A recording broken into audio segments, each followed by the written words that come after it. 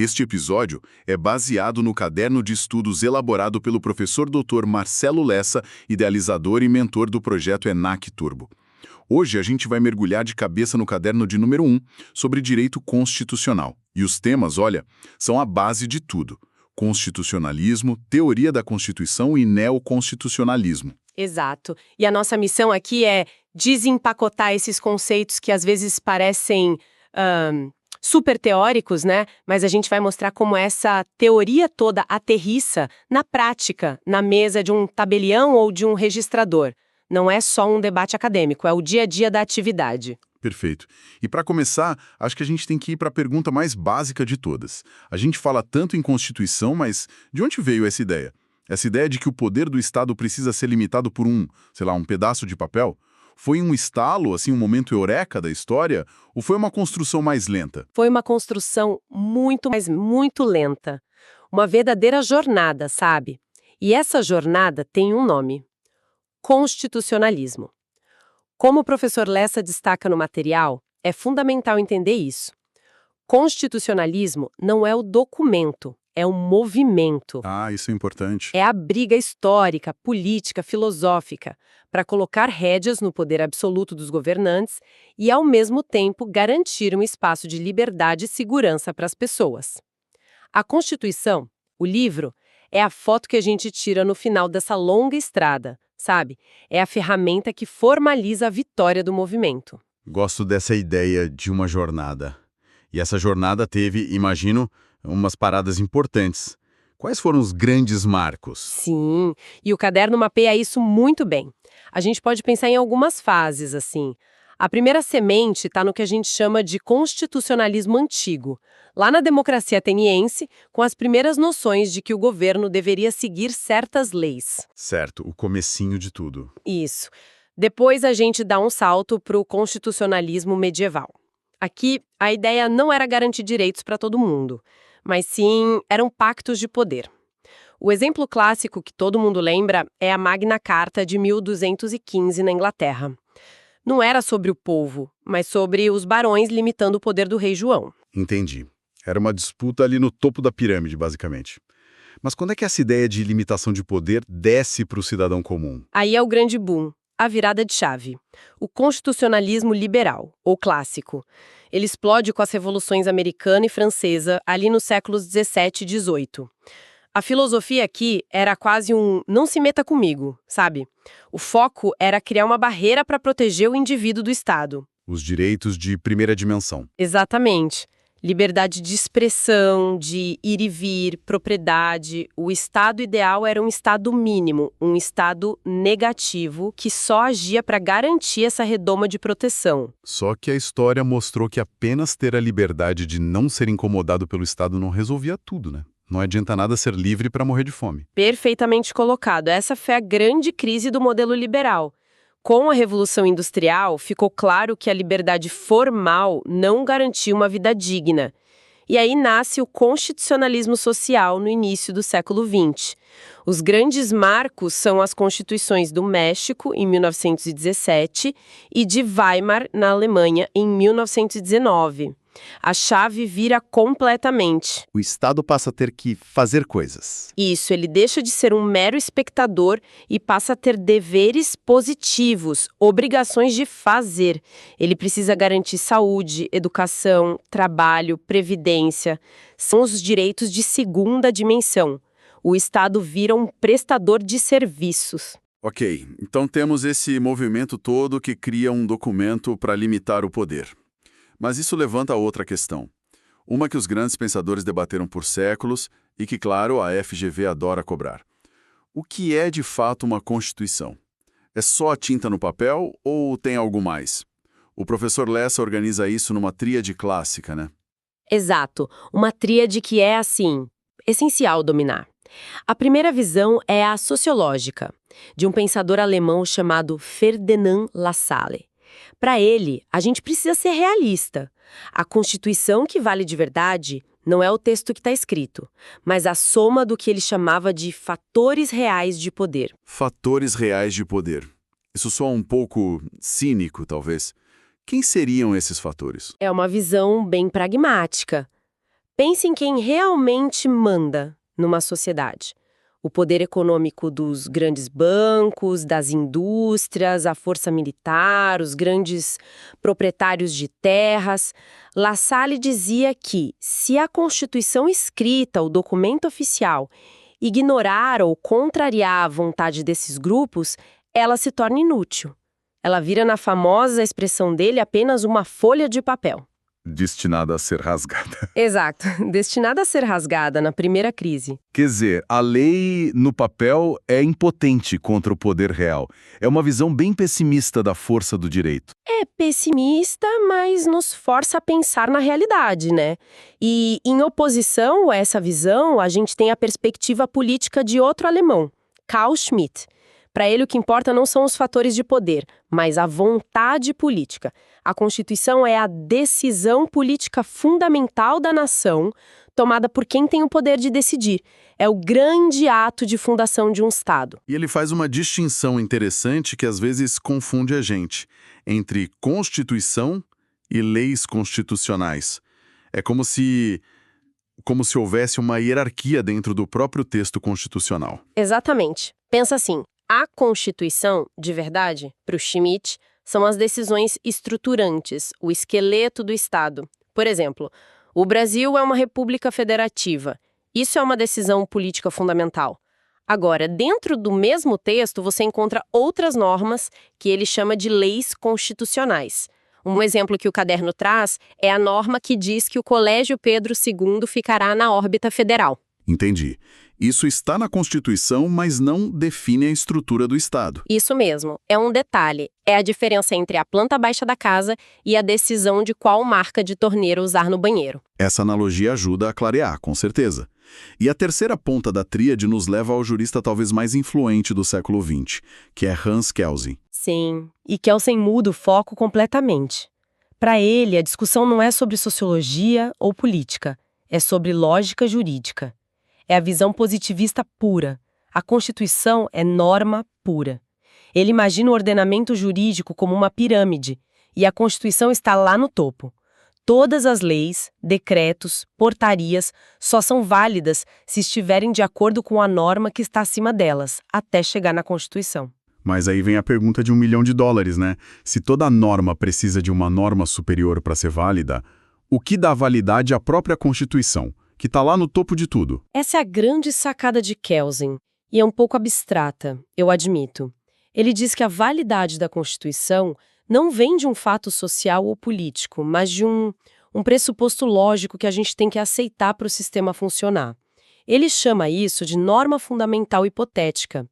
É como o software de inicialização de um computador. Você não vê, mas precisa presumir que ele existe para que todo o resto possa rodar. Entendi. O foco dele é na forma. Totalmente. Para Kelsen, o que importa é o procedimento. Se uma lei seguir o rito previsto na Constituição, ela é válida. Se ela é boa ou má, justa ou injusta, isso é um problema para a moral ou para a política, não para o direito. E essa ideia de uma máquina jurídica perfeita, lógica, mas sem consciência, é ao mesmo tempo brilhante e absolutamente aterrorizante. Aterrorizante é a palavra, porque o mundo viu, da pior forma possível, o perigo dessa visão. O positivismo puro de Kelsen permitiu que regimes totalitários, como o nazismo, cometessem as maiores barbaridades sob o manto da legalidade. As leis raciais de Nuremberg, por exemplo, foram formalmente válidas. Seguiram o procedimento legal da época. Exato. E a percepção dessa falha catastrófica deu origem à grande virada do direito no século XX. E é aqui que a história muda e surge o neoconstitucionalismo. Exatamente. O neoconstitucionalismo, ou pós-positivismo, nasce das cinzas da Segunda Guerra Mundial. O grande marco é a Lei Fundamental de Bonn, a Constituição Alemã de 1949. A ideia central era uma reaproximação urgente entre direito e ética. A justiça, a moral. Não bastava mais a lei ser formalmente válida. Ela precisava ser materialmente justa. Kelsen construiu um muro entre direito e justiça. O neoconstitucionalismo veio para derrubar esse muro. E como essa derrubada de muro se manifesta na prática? Quais são as ferramentas desse novo modelo? São algumas características centrais. A primeira, e talvez a mais importante, é o reconhecimento da força normativa da Constituição. A Constituição deixa de ser aquela folha de papel de La Salle ou uma mera carta de intenções. Suas normas passam a ter aplicação direta e imediata. Elas vinculam a todos: o Congresso, os juízes, o presidente e, o que é crucial para a nossa conversa, o tabelião e o registrador. Ou seja, um direito que está na Constituição não precisa de uma lei regulamentando para começar a valer. Ele já é uma ordem direta. Perfeito. A segunda característica é a hegemonia dos princípios. Princípios como dignidade da pessoa humana, razoabilidade, proporcionalidade. Eles deixam de ser vistos como conselhos ou inspirações poéticas para o legislador. Eles adquirem status de norma jurídica, tão obrigatória quanto uma regra que diz é proibido estacionar. Mas aí surge um problema. Regras são mais fáceis. Ou você pode estacionar ou não pode. Mas e quando dois princípios importantes batem de frente? Por exemplo, o direito à informação e à publicidade dos atos versus o direito à privacidade. Ótima pergunta. E a resposta é a terceira característica, a ponderação de interesses. Diferente das regras que operam na lógica do tudo ou nada, os princípios não se excluem. Quando colidem, a solução do neoconstitucionalismo é ponderar, sopesar. O aplicador do direito, no caso concreto, precisa analisar qual princípio deve ter um peso maior naquela situação, sem anular completamente o outro. É um exercício de equilíbrio. Delicado. E por último, temos a tal da eficácia irradiante. O que significa isso? Significa que os valores da Constituição, dignidade, igualdade, solidariedade, eles não ficam confinados no texto. Eles se espalham, eles irradiam por todo o sistema jurídico, como uma luz que ilumina e reinterpreta todas as outras leis. E mais, eles invadem até as relações entre particulares, que é o que a gente chama de eficácia horizontal dos direitos fundamentais. Certo. Então, se a gente junta tudo isso, força normativa, princípios como normas, ponderação, isso quer dizer que a descrição de cargo de um tabelião registrador mudou radicalmente. Ele não é mais um mero aplicador burocrático da lei, um carimbador, no estilo kelseniano. Mudou da água para o vinho. O delegatário de hoje é um aplicador direto da Constituição. O material do professor Less é fantástico em mostrar isso com exemplos concretos. Pensa no artigo 236 da Constituição, que exige concurso público para a outorga das delegações. Certo. Isso é a aplicação direta dos princípios neoconstitucionais, da moralidade e da impessoalidade contra um antigo modelo patrimonialista. É a força da norma constitucional vencendo os fatores reais de poder de La Salle. E tem um exemplo ainda mais radical, que é o do tema 1236 do STF sobre o regime de bens para maiores de 70 anos. Esse exemplo é a revolução acontecendo na prática. Por décadas, um tabelião olhava o Código Civil e dizia: vocês têm mais de 70, a lei manda que casem com separação de bens, fim de papo. Hoje, por causa do neoconstitucionalismo, esse mesmo tabelião é obrigado a olhar para além do Código, a enxergar a Constituição e dizer: essa regra legal viola a dignidade e autonomia de vocês, não vou aplicá-la. Isso é uma mudança sísmica na responsabilidade e no poder do delegatário. Ele deixa de ser um seguidor de regras para ser um guardião de direitos. Isso coloca o delegatário numa posição de constante tensão, como no caso da publicidade dos registros versus a privacidade da LGPD. Ele fica nesse cabo de guerra o tempo todo. Diariamente. De um lado, o princípio da publicidade, essencial para a segurança jurídica. Do outro, o direito fundamental à privacidade. O que fazer? Ele não pode escancarar todos os dados, nem pode trancar tudo a sete chaves. Ele precisa ponderar, precisa aplicar o que o CNJ chama de publicidade qualificada, analisando a finalidade e a necessidade do pedido. Isso é o neoconstitucionalismo puro no balcão do cartório. Ok, mas se a gente está pedindo que os delegatários façam esse trabalho quase judicial de ponderar, princípios, que é super complexo e não tem uma resposta exata. O que acontece se ele tomar uma decisão que depois é questionada? Ele fica vulnerável? Essa é a consequência lógica e necessária. Tanta responsabilidade exige uma proteção. E é aí que entra o artigo 28 da LINDB, a Lei de Introdução às Normas do Direito Brasileiro. Ele protege o agente público, incluindo o delegatário, de ser responsabilizado por um mero erro de interpretação. A responsabilização pessoal só acontece em caso de erro grosseiro. Essa norma só existe porque o sistema reconhece que a tarefa de ponderar não é matemática, é um reconhecimento legal da complexidade desse papel. Fantástico. A conexão fica muito clara. Ok, vamos tentar então consolidar tudo isso. Usando o fichamento estratégico do professor Lessa, como a gente poderia resumir para nunca mais esquecer?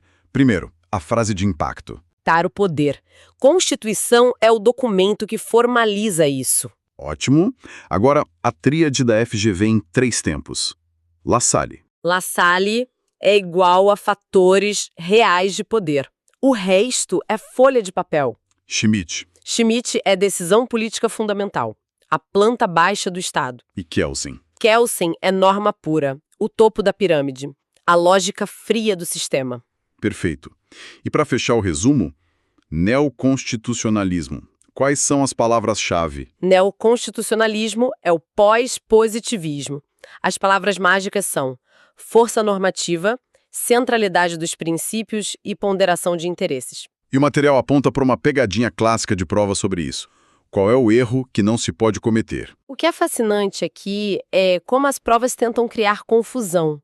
A pegadinha é misturar os conceitos de positivismo kelseniano e neoconstitucionalismo. É crucial lembrar daquele muro que a gente falou. O positivismo de Kelsen separa rigidamente direito e moral. O foco é na forma, na validade do procedimento. Já o neoconstitucionalismo derruba esse muro e busca reaproximação entre eles. O foco é no conteúdo, nos valores, na justiça da norma. Um é a máquina, o outro é a máquina com consciência. Fica claro, então, que dominar esses conceitos não é só um exercício intelectual para passar na prova.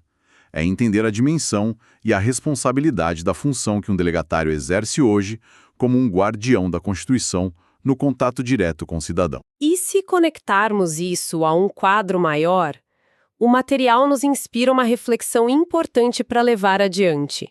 Se o delegatário deve ponderar princípios e aplicar a Constituição diretamente, muitas vezes afastando a lei, onde exatamente termina a análise técnica da legalidade e começa a interpretação valorativa da justiça? Até que ponto a qualificação registral se aproxima de uma função judicial? E quais são os limites e as responsabilidades que essa nova e poderosa realidade impõe? É uma pergunta provocativa e, assim, essencial para se pensar. Podcast produzido a partir do conteúdo do projeto ENAC Turbo, sob autoria e orientação do professor Dr. Marcelo Lessa. Se esse conteúdo ajudou, não esqueça de se inscrever no canal e ativar o sininho das notificações.